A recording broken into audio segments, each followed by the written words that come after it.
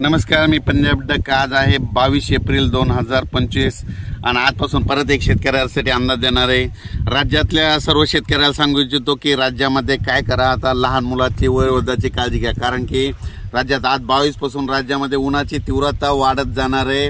जवळजवळ पारा जवळपास 44-45 अंशापर्यंत जाणार आहे। म्हणून लहान मुलाची वयोवृद्धाची काळजी घ्या आणि राज्यातल्या सर्व शेतकऱ्याला सांगू इच्छितो राज्यामध्ये आता उन्हाची म्हणजे तीव्र लाट असल्यामुळे जवळपास 30 तारखेपर्यंत उन्हाची तीव्र लाट राहणार आहे आणि दिवसा मात्र गरमी खूप राहणार आहे।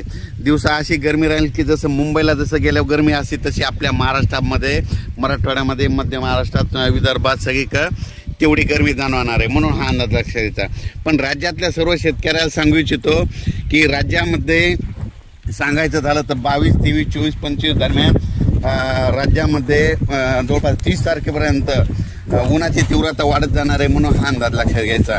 पण राज्यात मात्र सध्या हवामान कोरडे आहे, अंशतः ढगाळ राहणार आहे, म्हणून हा अंदाज लक्षात घ्यायचा। म्हणून राज्यातल्या सर्व शेतकऱ्याला सांगू इच्छितो की शेतीची आता मशागतीची कामे करून घ्या, कारण की आता म्हणजे अंदमान आणि निकोबार बेटामध्ये त्या समुद्रामध्ये मान्सूनला असं पोषक वातावरण चालू आहे, म्हणून हे देखील सांगू इच्छितो।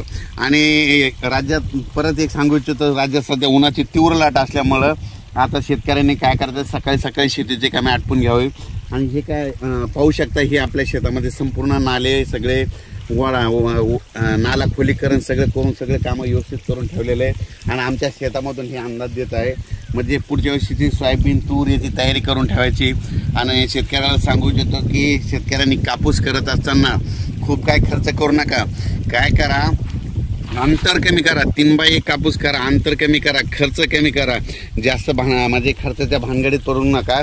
जगाच्या पाठीवर कोणत्याही कापसाचं झाड कमरा इतकं वाढतं त्याला 22 ते 42 बोंडे लागतात।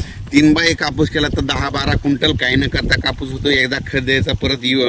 म्हणून राज्यातल्या सर्व शेतकऱ्याला सांगू इच्छितो आता शेतीची मशागतीचे कामं करून घ्या, कारण की मशागतीचे कामं करून घ्या। आता वेळ खूप आहे, आणखी जवळपास 2 महिने राहिलेले, तितक्या वेळा संपूर्ण शेतीचे काम निघतात।